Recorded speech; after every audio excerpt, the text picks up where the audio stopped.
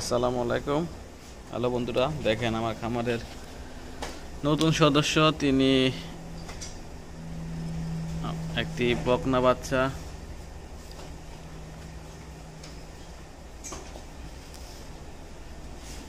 এর মা হলো, এটা হলো এর মা।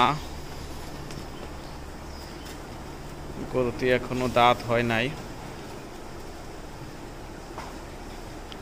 প্রথম বাচ্চা দাঁত মানে বকনা থেকে গাভী হয়েছে, এখনো দাঁত হয় নাই।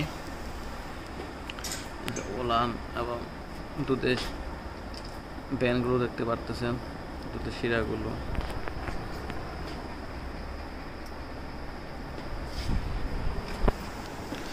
আমার খামারে এর মতোই একটা গাভী আর একটা আছে, একেবারে কপি বলা যায়, দেখতে পারতেছেন।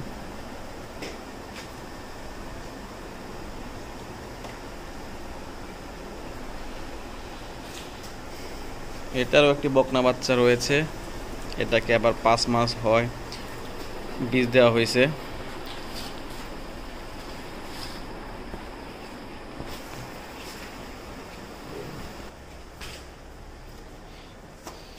এটা হলো ওর বাচ্চা,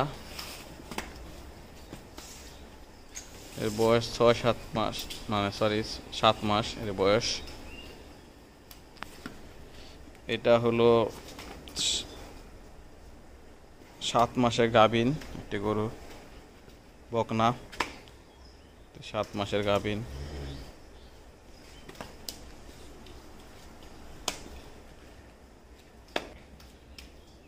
এটি এক দেশি বকনা, এর বয়স 11 মাস, মানে শাহিয়াল একটি বকনা বাছুর।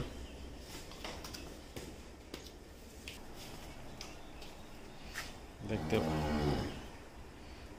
এই বকনাটা খুবই হাই পার্সেন্টেজের একটি বকনা।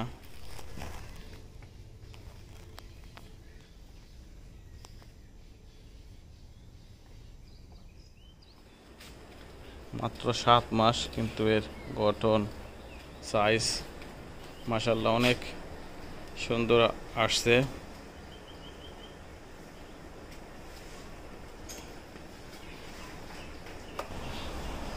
এই গাভীটি এখন 18 লিটারের মতো দুধ আসতেছে, প্রথম বিয়ান। এটার দুধ আসতেছিল 17 কেজি দুধ পাইছি, এখন কমে গেছে, এখন 13 কেজি আসতেছে। 5 মাসে যেহেতু বীজ দেওয়া আছে, এখন 14.5 কেজির মতো আসতেছে। এটা 18 কেজি। এটা একটা কম পার্সেন্টেজের একটি গাভী, যেটার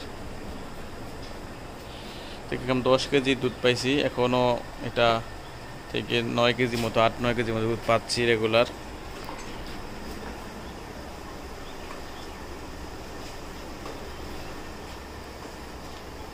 তো বন্ধুরা, আপনারা আমার খামারের ষাঁড় গরু সম্পর্কে অনেক কিছু জানতে চাইছেন।